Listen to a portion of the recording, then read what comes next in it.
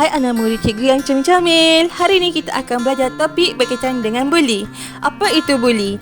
Bully bermaksud perbuatan tingkah laku agresif yang berulang bertujuan untuk menyakitkan individu lain dari segi fizikal, mental atau emosi. Terdapat 4 jenis bully iaitu bully fizikal, bully lisan, bully sosial dan juga bully cyber.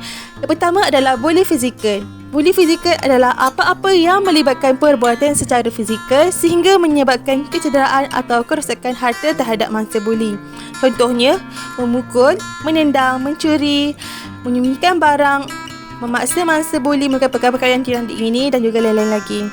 Yang kedua adalah bully lisan. Bully lisan adalah apa-apa yang dilakukan dengan percakapan. Contohnya mengusik, menghina, menyebarkan kabar angin atau fitnah, mengancam dan juga mengejek orang lain. Dan yang ketiga adalah bully sosial. Bully sosial adalah perbuatan menyebarkan kabar angin yang tidak benar tentang seseorang dengan tujuan untuk memalukan, menyisihkan atau mendiskriminasikan mangsa. Contohnya menghasut rakan-rakan yang lain supaya tidak berkawan dengan mangsa atau memalukan mangsa di hadapan orang lain.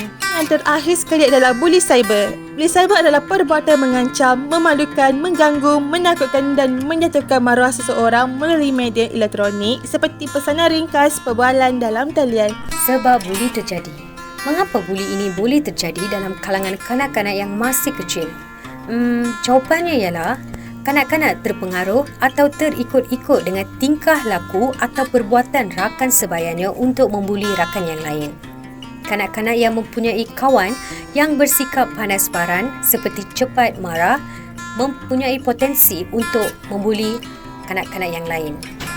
Kanak-kanak yang tinggal di rumah yang mempunyai keganasan atau kanak-kanak yang menjadi mangsa dera juga berpotensi untuk melepaskan geram atau memberontak di sekolah dengan membuli rakan atau kanak-kanak yang lain. Ciri-ciri mangsa buli.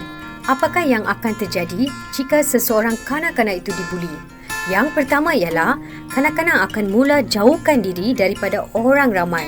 Kanak-kanak juga tidak ataupun kurang mempunyai kawan dan tidak suka bergaul atau bercakap dengan orang yang berada di sekelilingnya. Dan jika kanak-kanak itu dibuli di sekolah dan kanak-kanak itu tidak akan bersemangat untuk pergi ke sekolah kerana takut dibuli oleh kanak-kanak yang lain. Adik-adik tahu tak, kesan buli ni ada dua. Yang pertama adalah kesan jangka pendek dan yang kedua adalah kesan jangka panjang.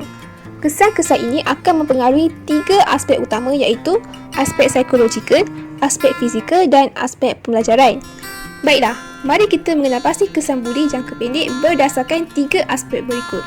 Pertama, dari segi psikologikal, mangsa buli ini akan menunjukkan perubahan tingkah laku yang ketara di mana mereka mula hilang keyakinan diri, menjadi murung dan timbul rasa takut untuk ke sekolah. Kemudian, dari segi fizikal pula, mangsa buli ini akan berdepan dengan masalah kesihatan kerana rasa resah yang menyebabkan mereka mengalami masalah untuk tidur. Bukan itu saja, proses pembelajaran mereka juga turut terjejas kerana mangsa buli ini ada kecenderungan untuk ponten sekolah bagi mengelakkan diri mereka daripada dibuli. Seterusnya, kita beralih pula kepada kesan jangka panjang. Dalam kesan jangka panjang, adik-adik dapat memahami dan melihat bagaimana tingkah laku buli yang berlarutan boleh menyebabkan gangguan kepada mangsa. Dari sudut psikologikal, pelakuan tingkah laku buli yang kerap menyebabkan mangsa mengalami trauma yang melampau sehingga ada keinginan untuk mencederakan diri. Di samping itu, kesihatan fizikal mereka juga merosot disebabkan tekanan perasaan yang dihadapi sehingga meninggalkan kesan fizikal pada tubuh badan seperti luka dan lebam. Pada tahap pembelajaran pula, mereka lebih selesa untuk mengasingkan diri kerana kurang kepercayaan terhadap orang lain dan mula melibatkan diri dalam aktiviti yang tak berfaedah seperti mencuri, merokok dan merempit untuk mengurangkan rasa dibuli. Wahai anakku sayang, kalau awak dibuli, apa yang awak kena buat? Awak jangan layan apa yang mereka cakap. Awak jangan balas apa-apa yang mereka buat pada awak. Awak kena beredar dari situ. Kalau awak kena kepung, awak kena lari dari kepungan tu. Jerit dan minta pertolongan daripada orang lain dan kawan-kawan awak untuk selamatkan awak.